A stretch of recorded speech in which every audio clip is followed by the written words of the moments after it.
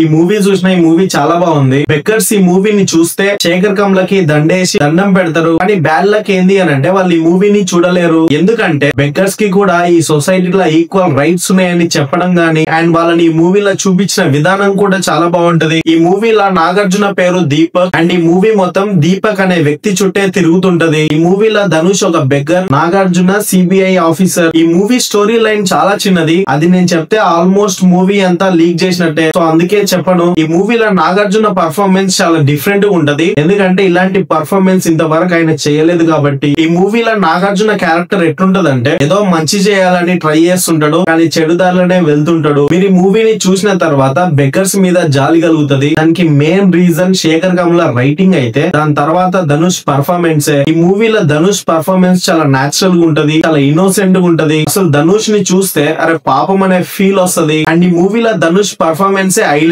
And Rashmika Dhanush మధ్యలో ఉన్న track బాగుంటది. ఈ మూవీలో ఎక్కడైనా కామెడీ ఉంది అని అంటే అది వాళ్ళిద్దరి మధ్యనే చాలా కామెడీ ఉంటది. సో మీరు దాన్ని ఎంజాయ్ చేస్తారు. ఈ మూవీలో ఒక సీన్ ఉంటది. బెగ్గర్స్ చనిపోయిన తర్వాత వాళ్ళని కాల్చకపోతే అవన్నీ చెయ్యకపోతే వాళ్ళు మళ్ళీ వచ్చే జన్మల బెగ్గర్స్ లాగానే పుడతారు అని ఒక సీన్ ఉంటది చూడు. అది చాలా బాగుంటది అండ్ చాలా ఎమోషనల్ ఉంటది. అండ్ డిఎస్పి మ్యూజిక్ కూడా చాలా బాగుంటది. అండ్ ఈ మూవీకి చాలా ప్లస్ అయింది. సాంగ్స్ కూడా బాగున్నాయి. అండ్ ఈ మూవీ గురించి ఒక్క మాటలో చెప్పాలి అంటే ఈ ప్రపంచంలో ఉన్న వాళ్ళందరూ బెగ్గర్స్ అనే చెప్తుంది. అండ్ ఈ కుబేరా మూవీని మీరెవరైనా ఇంకా చూడకపోతే మీ నియర్ బై థియేటర్స్ కి వెళ్ళి ఒక్కసారి చూడండి.